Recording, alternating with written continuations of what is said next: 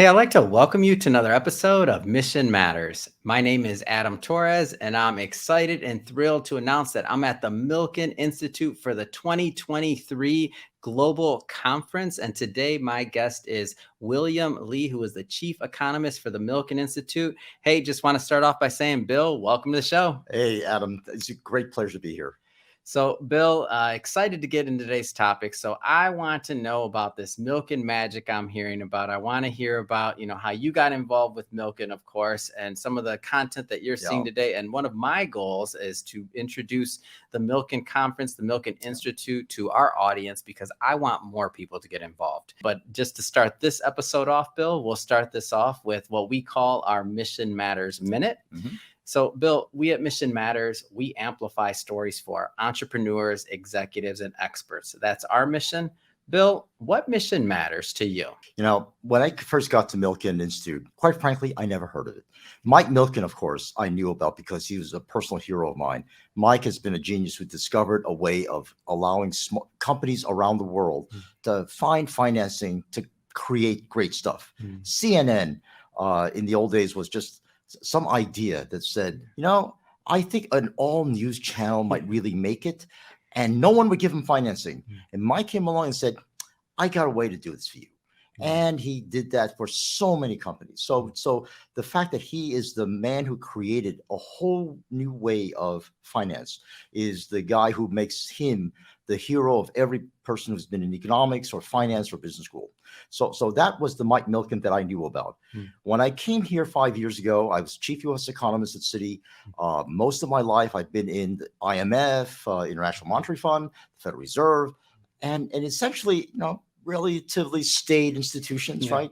And they said, the Milken Institute is more than just Mike. I said, what do you mean more than just Mike? It's Mike. Yeah. And they said, we're about healthcare. We're about philanthropy. We're about having fun, and having this mission of ours is to let people have access to funding. Mike's first accomplishment was faster cures, a portion of the Milken Institute that accelerates the approval of drugs. It was taking forever to get drugs approved. And Mike just stepped in there and figured out ways of getting things done. Philanthropy. People like to give away money when they're rich and they feel like, I've made a lot of money. I should pay back to society, but how the hell do I do this?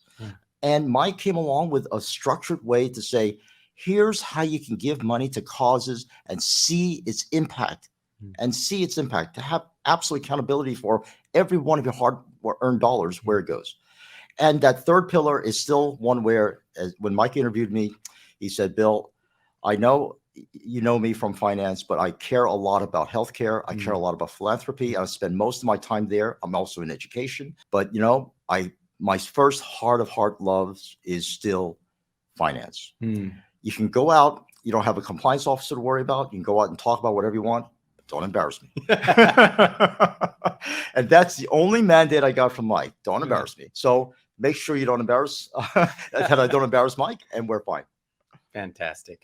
Can you talk a little bit more about your role as a chief economist and really what you do for Milken Institute? Yeah. Well, it's evolved over time. I came in here to help direct the research 5 years ago. And then I discovered that a hole that needed to be filled here was to get outside exposure, people like you, to have more people understand what the Milken Institute does. And since I spend most of my life at the Fed, the IMF, I know a lot about the macroeconomy, inflation, unemployment, what the Fed's doing, what other countries are doing. I opened up the International Monetary Fund's Hong Kong office right after the Asian crisis. So I lived in Hong Kong for 3 years. So I know about China and Hong Kong in the East. So essentially what I do now is to use that expertise. I go on CNBC, Bloomberg, and a lot of the business stations. Sometimes CBS catches me. Sometimes CNN catches me when it's a breaking story about the economy and the global economy. And I talk about stuff out there. And in doing so, I represent Mike. I represent the Milken Institute in doing this. And I think that is a fabulous job where, as my friends tell me, you get to shoot your mouth off, you get paid for it, and you have Mike's approval. So it's really fantastic. Sounds like a lot of wins there. So looking at the conference this year, what are some of maybe your favorite moments? And again, not the favorite moment, not nobody competing, but a lot of initiatives here. I know over 800 speakers. If my math is right on this one, there's a lot going on. It's over 900. It's over 900. I'm And going to take your word for it as the chief economist, by the way. well, actually, I just saw that in the quarter here. Okay, So got our numbers are up to 900 now. But Mike has done this for 26 years now, I think. And in the old days, it used to be a gathering of a lot of clients of Mike's and people who got together, because what a great way to meet other clients and other people where business deals are made. That was then, but boy, has Mike evolved this. This conference has now become a gathering. There's a very famous international conference in Switzerland, Davos, the World Economic Forum. And that's where all the big wigs get together and talk about the state of the world. Topics include climate change to finance to stuff in the healthcare field. This conference is really called the Davos of the West. It is referred to as a Western California version of that kind of conference. But we have actually put a different spin on it. What we want as our main focus, the mission of the Milken Conference, as opposed to Milken Institute itself, is to get people together who had never gotten together before, and to force them to talk to one another. My first year here, I said, God, the place is crowded. It is. You could barely walk down the corridors. I said, Mike, there's a hotel right next door. Why don't we just expand our venues over there? Bill, you don't understand. The point of bringing people here is to force them to just touch each other and to really get them so crowded they can't help but to talk to one another. And I think that really says a lot about the way Mike thinks, right? He wants to bring people together into an event where there are interesting panels that you can go to, but his mandate to all the guests and especially the staff is to go to at least one or two meetings and conference panels that you never heard of, stuff that you would never in your wildest dreams think you'd be going to, like petting dogs, or if you're in finance, go to something about artificial intelligence and healthcare or giving, philanthropy, and find out from those experts, because there's inevitably something that you will pick up. So I got to put you on the spot. What's one of them? It doesn't have to be one of the other. Just one from this year. Couldn't slip out of there. No, couldn't let you do it. Just one from this year. One of the nicest things about the Milken Conference is that there are both public sessions and private sessions.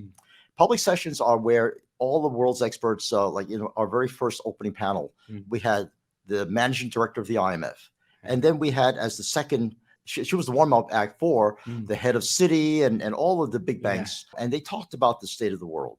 So those are the public panels, and those are really newsmakers. All the newspaper press will quote them. But the private sessions are meetings that are held under Chatham House rules. That is, I can say stuff, but you can't say, boy, Bill said the most idiotic stuff here. You can say the most idiotic stuff was said at this private meeting, but you can't say Bill said it, right? So Chatham House rules. So I just had a meeting about the Fed and under Chatham House rules. And so we talked about topics like, is there really a banking crisis out there? And is there something that we really should worry about? And I brought up this little factoid. You realize in the United States that only about 11% of company financing is brought about because of banks, and that most financing is done in the capital markets. Companies issue bonds, they issue equity, and all of the people you see here a lot of them are buyers of those bonds. So the financing, like I said, most of the financing is done through the capital markets. So why are we so worried about these banks? You really think that banks, small little regional banks go under, that it'll somehow crash the economy? So I posed that as a question, and the answers were all over the place. Some of them said, this is a serious matter. And other people said, wow, only 11%. Then why is the Fed so adamant about saving these banks? And so the discussion went on and on. I really don't want to go into too many details, but that gives you a flavor of the wide range of views that are here. And when a crackpot like me throws out a question that says, why should you care about banks? It evokes a lot of discussion. And I think those are kind of my favorite moments where I can be somewhat of a neat, obnoxious New York crackpot, which is where I come from. And at the same time, be able to get a really serious discussion about how do you manage your portfolios? You, a pension fund, right? representing teachers, firemen, people, all hospital workers. How do you manage their pension in this crazy world? Yeah. So let's talk for a moment to maybe some of the other like corporate executives out there, and some of the others that are leaders in industry that haven't been involved with Milken Institute or the conference. Like, what should they be thinking about in terms of their involvement, and why? Because as you mentioned, like touching shoulders, like getting in here, having these meaningful conversations, like what should they be thinking about? If you're starting out as a small entrepreneur and you haven't been in touch with, especially if you're a younger startup, you haven't been in touch with our young leaders, you're missing out on a lot, because the amount of brain power that's in that circle is just phenomenal. And the amount of energy, because a lot of these guys are startups. A lot of these guys are at the verge of starting their businesses. They're looking for ways of funding, taking a page out of Mike's playbook. I need a different way of financing, right? Let's be creative. That's what you can get by being part of Milken. If you're way up there in the ranks of the Fortune 500, Fortune 100, and you haven't dealt with Milken, you're missing out, because all your competitors are here. All your colleagues that you went to business school are here, and you're not part of the conversation. And if you're not part of the conversation, you're often left out, and in this very serious way, because you're missing out on opportunities. You're missing out on ways of bettering your business. You're missing out on the latest and greatest ideas in how to survive in the corporate world. Yeah. And one of the things is I've been getting used to here is the vernacular and that Milken stuff. So, and the Milken language. So one thing that I've heard is the Milken magic. That's one. I want your opinion on this one. The think tank versus I'm told that Mike says this is an action tank. Come on. Tell me what that means. One of the places as I mentioned, I spent most of my professional life, Federal Reserve, International Monetary Fund. I spent 5 years at Citi as their chief U.S. economist. And afterwards I said, now where do I go?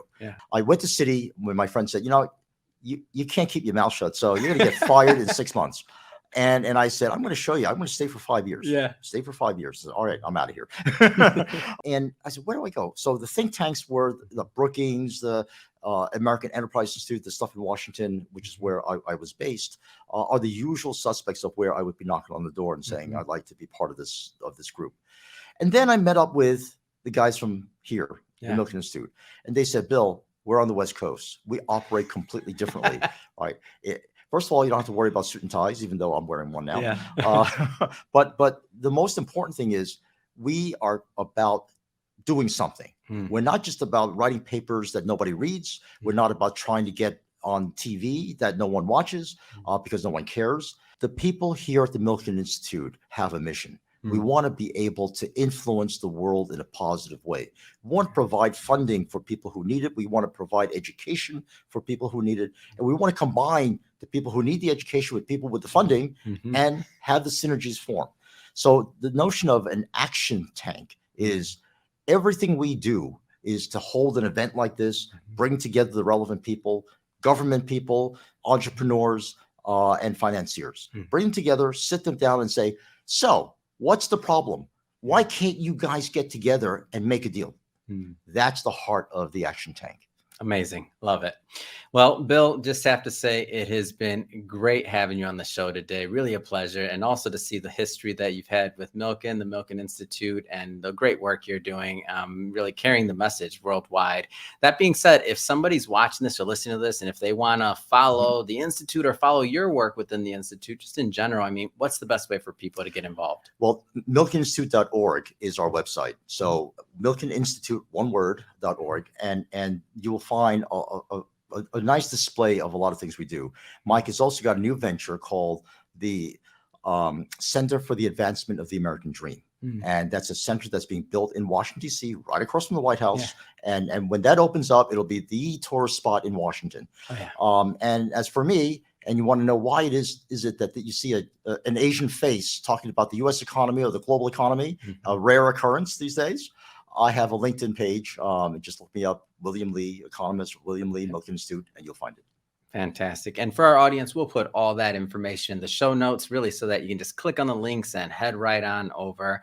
And Bill, really appreciate, again, your time today. And I know you got a busy, hectic conference schedule. Thanks again for coming on the show. Adam, it's a pleasure, and anytime.